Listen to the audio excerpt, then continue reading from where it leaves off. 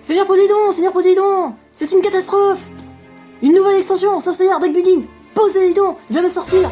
Les chevaliers de bronze sont à nos portes. Quoi? Mais tu as bien fait de venir me prévenir. Va tout de suite chercher les 6 autres généraux et allez défendre votre pilier. Défendez-le jusqu'à la mort. Mon empire sous-marin ne subira pas la moindre contestation.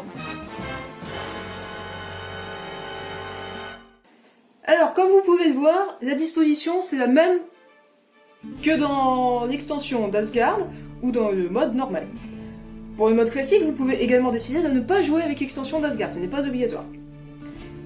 Donc, les nouveautés. Ici, ce sont des points de victoire. Bon, sans vous prendre pour des débiles, plus 1 ou moins 1, certains effets de cartes vont amener ces points sur le plateau et on pourra les avoir. Les épopées. De nouvelles cartes qui vont amener un nouveau gameplay en fait à chaque fois. Donc je vais vous en montrer par exemple une. Voilà. On va toujours en tirer une, donc on va en commencer, on en aura déjà une. Ce sera celle-là. Le sablier, 3 sabliers. C'est le temps que va durer cette épopée. Les petits symboles ici, je vous les expliquerai en annexe. Cette épopée, elle dit « Lorsqu'un joueur utilise l'effet de son armure de bronze, il récupère directement un héros argenté à la place d'un héros orange. » Vous voyez, c'est super fort en plus. Alors des fois ça nous embête ces épopées, mais ça, on en reparlera plus tard. Donc on la met face visible, hein, quelque part. À chaque fois qu'on va retirer une flamme,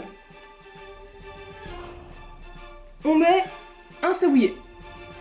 Donc là, pour que cette épopée prenne fin, il faudrait qu'il y ait 3 flammes de retirer. Quand on va rajouter le 3e sablier, on retire l'épopée et on en prend une nouvelle. Donc ça va durer tout le long de la partie.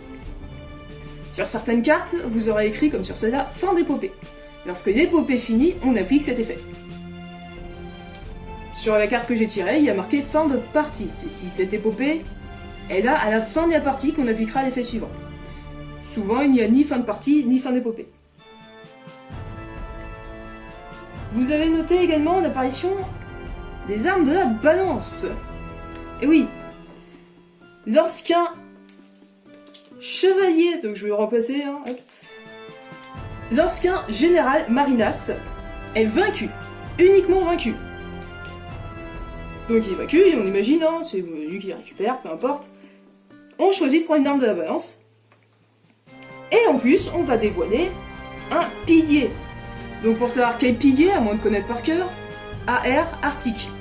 C'est en bas, c'est écrit, on va dévoiler le pilier de l'océan Arctique. 10 de force pour les battre. Mais chacun rajoute une petite condition. Chaque yoga affrontant ce pilier gagne plus 1 de force. Et oui, c'est RP par rapport à l'anime bien évidemment, vu que c'est Yoga qui a affronté Kraken. Donc on le met là, c'est une carte supplémentaire qu'on peut affronter. Je vous montre quand même l'intérêt. Ça donne 2 points de victoire. Et en plus, petit astérix, plus 1 point de victoire par joueur. Donc si on joue à 2, ça fera plus 2 points de victoire. Si vous êtes le joueur possédant le plus de cartes marquées. Voilà. Toujours au niveau de ses piliers, les armes de la balance. Lorsque un héros, donc un héros, je décide d'affronter le pilier de l'océan Arctique, je mets mon héros, j'utilise les armes de la balance, ça va lui donner 4 de force. Donc là, le chariot plus arme de la balance, je suis déjà à 5 de force. Vous voyez les principes? On ne peut équiper cependant qu'une arme de la balance à un héros. Donc si j'avais eu 2 armes de la balance, il aurait fallu pour les utiliser que je joue 2 héros et que j'utilise mes 2 là. Donc 4 plus 4, 8, et les 2 valeurs de héros qui sont à 1. Je suis à 10, je détruis le pilier, je récupère la carte. J'aurai les points en fin de partie comme toutes les autres cartes. Et les armes de la balance sont remises à la disposition des joueurs. Si jamais, c'est quand même très rare, mais imaginons, on avait vaincu un général Marinas et qu'il n'y avait plus d'armes de la balance, et bien tout simplement on n'en a pas. Voilà, c'est tout. Donc les flammes, ça se fait de la même manière qu'avant, les saphirs d'Odin de la même manière qu'avant, certaines cartes épopées vont jouer sur les saphirs d'Odin et sur les flammes, enfin voilà, ça va vraiment rajouter un nouveau gameplay très sympathique. Je vous montre également les héros. L'apparition, alors ça c'est les 2 mêmes, elles sont juste que c'est en 2 exemplaires. Vous avez l'apparition du héros transcendé, et oui, quand l'armure de bronze devient dorée. 3 de force, 3 de cosmos, c'est super fort, il ne rapporte pas de points, et en fait, lorsque cette carte va être marquée, défaussée ou détruite, on va la remettre à l'écart de l'espace de jeu. Donc, pour rappel, quand on utilise, par exemple si je l'utilise pour avoir June, en fin de tour, elle est défaussée. Donc de toute façon, on peut l'utiliser qu'une seule fois.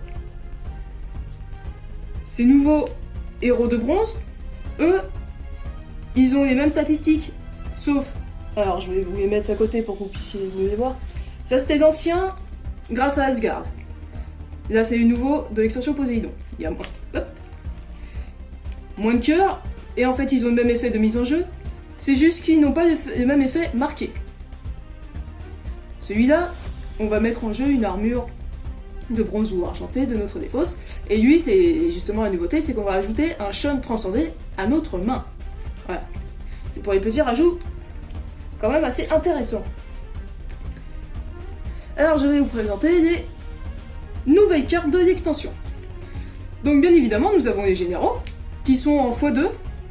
Alors je ne vais pas vous décrire les cartes, je vous mets juste sur la bouche en vous les montrant. Les écailles, donc chaque général a son écaille en x1. Tétis, avec ses écailles. Nous avons Kiki, et oui, il est là Nous avons une nouvelle relique, l'urne d'Athéna. Une nouvelle Athéna, allez, ça commence à faire beaucoup, on en est déjà à la 3e. Bien évidemment, nous avons Poséidon, avec son trident, et bien évidemment ses écailles. Et pour finir, les soldats Marinas.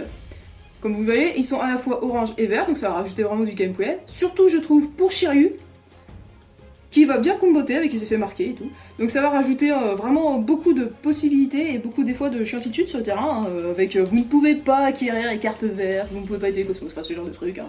Voilà, si vous avez joué un peu, vous connaissez Kuragu qui faisait déjà des fois qui était un peu pénible, et ben maintenant ça en rajoute un petit peu.